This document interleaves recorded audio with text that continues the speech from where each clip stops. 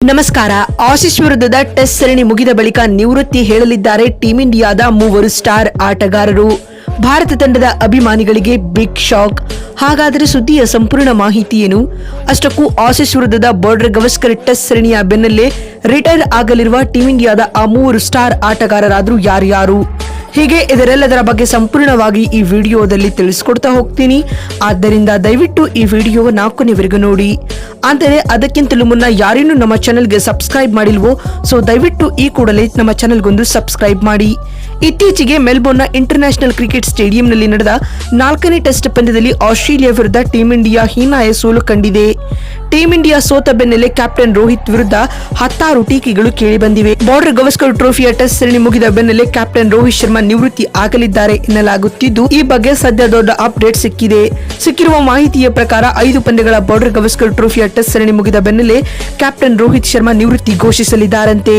BCC ಮತ್ತು selection committee ಜೊತೆ ಚರ್ಚಿಸಿದ ನಂತರ ರೋಹಿತ್ ಈ ನಿರ್ಧಾರಕ್ಕೆ ಬಂದಿದ್ದಾರೆ. ಸಿಡ್ನಿ ಟೆಸ್ಟ್ ನಂತರ ರೋಹಿತ್ ಶರ್ಮಾ ನಿವೃತ್ತಿ ಘೋಷಿಸುವ ಸಾಧ್ಯತೆ ಇದೆ ಎಂದು ತಿಳಿದು ಬಂದಿದೆ. ಮತ್ತು ಭಾರತ ತಂಡ WTCಯ ಫೈನಲ್ಗೆ ಅರ್ಹತೆ ಪಡೆದರೆ ಮಾತ್ರ ರೋಹಿತ್ ತಂಡದಲ್ಲಿ ಇರಬಹುದು. ಒಂದು ವೇಳೆ ಟೀಂ ಇಂಡಿಯಾ ಈ ರೇಸ್ನಿಂದ ಹೊರಬಿದ್ದರೆ ರೋಹಿತ್ ನಿವೃತ್ತಿ ಆಗುವುದು ಬಹುತೇಕ ಕನ್ಫರ್ಮ್ ಎಂದು ಹೇಳಲಾಗುತ್ತಿದೆ. ಇತ್ತೀಚೆಗೆ ಮೆಲ್ಬೋರ್ನ್ ಇಂಟರ್ನ್ಯಾಷನಲ್ ಕ್ರಿಕೆಟ್ ಸ್ಟೇಡಿಯಂನಲ್ಲಿ ನಡೆದ ಬಾಕ್ಸಿಂಗ್ ಡೇ ಟೆಸ್ಟ್ ಪಂದ್ಯದಲ್ಲಿ ಕ್ಯಾಪ್ಟನ್ ರೋಹಿತ್ ಶರ್ಮಾ ನಾಯಕತ್ವದ ಟೀಂ ಇಂಡಿಯಾ ಆಸ್ಟ್ರೇಲಿಯಾ ವಿರುದ್ಧ 184 ರನ್ಗಳಿಂದ ಸೋಲು ಕಂಡಿದೆ. ಈ ಸೋಲಿಗೆ ಯಾರು ಹೊಣೆ ಎಂಬ ಚರ್ಚೆಯೂ ಕೂಡ ಜೋರಾಗಿ ಶುರುವಾಗಿದೆ. ಇದರ ಮಧ್ಯೆ ಟೀಂ ಇಂಡಿಯಾದ ಇನ್ನೋರ್ವ ಸ್ಟಾರ್ ಆಟಗಾರರಾಗಿರುವ ವಿರಾಟ್ ಕೊಹ್ಲಿ ಕೂಡ ರೆಡ್ ಬಾಲ್ ಫಾರ್ಮೆಟ್ ಕ್ರಿಕೆಟ್ ನಿಂದ ದೂರ ಸರಿಯಲಿದ್ದಾರೆ ಎಂಬ ಮಾಹಿತಿ ಸಿಕ್ಕಿದೆ. ವಿರಾಟ್ ಕೊಹ್ಲಿ ಪರ್ತ್ ಟೆಸ್ಟ್ ಪಂದ್ಯದಲ್ಲಿ ಶತಕ ಬಾರಿಸಿದ್ದು ಬಿಟ್ಟರೆ ಉಳಿದ 3 ಟೆಸ್ಟ್ ಪಂದ್ಯಗಳ 6 ಇನ್ನಿಂಗ್ಸ್ ಗಳಲ್ಲಿಯೂ ಕೂಡ ಹೇಳಿಕೊಳ್ಳುವಂತ ಆಟವನ್ನ ಆಡಿಲ್ಲ. 6 ಸ್ಟಂಪ್ ಬಾಲ್ ಆಡಲು ಹೋಗಿ ವಿರಾಟ್ ಕೊಹ್ಲಿ ಪದೇ ಪದೇ ಔಟ್ ಆಗುತ್ತಿದ್ದಾರೆ. ಹೀಗಾಗಿ ಕೊಹ್ಲಿ ಕೂಡ BGT ಸರಣಿ ಮುಕ್ತಾಯದ ಬೆನ್ನಲ್ಲೇ ರಿಟೈರ್ ಆಗಲಿದ್ದಾರೆ ಎಂಬ ಮಾಹಿತಿ ಸಿಕ್ಕಿದೆ. ಇದಲ್ಲದೆ ರವೀಂದ್ರ ಜಡೇಜಾ ಕೂಡ ಟೆಸ್ಟ್ ಕ್ರಿಕೆಟ್ಗೆ ವಿದಾಯ ಘೋಷಿಸಲಿದ್ದಾರೆ ಎಂದು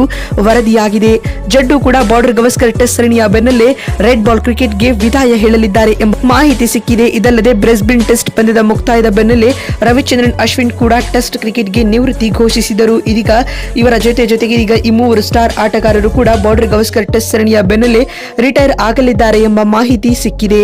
ಬಂಧುಗಳೇ, ನಿಮಗೆ ಅನಿಸುತ್ತದೆ ಬಾರ್ಡರ್ ಗವಾಸ್ಕರ್ ಟ್ರೋಫಿಯ ಮುಕ್ತಾಯದ ಬೆನ್ನಲ್ಲೇ ಈ 3 ಆಟಗಾರರು ರೆಡ್ ಬಾಲ್ ಕ್ರಿಕೆಟ್ಗೆ ರಿಟೈರ್ ಹೇಳಬೇಕು ಅಥವಾ ಬೇಡವೋ ಎನ್ನುವುದನ್ನ ಎಸ್ ಅಥವಾ ನೋ ಎಂದು ಕಾಮೆಂಟ್ ಮಾಡುವ ಮೂಲಕ ತಪ್ಪದೇ ತಿಳಿಸಿ. ಮತ್ತೊಂದು ವಿಡಿಯೋದಲ್ಲಿ ಸಿಗ್ತೀನಿ. ಅಲ್ಲಿವರೆಗೂ ನಮಸ್ಕಾರ, ಧನ್ಯವಾದಗಳು ಸ್ನೇಹಿತರೆ.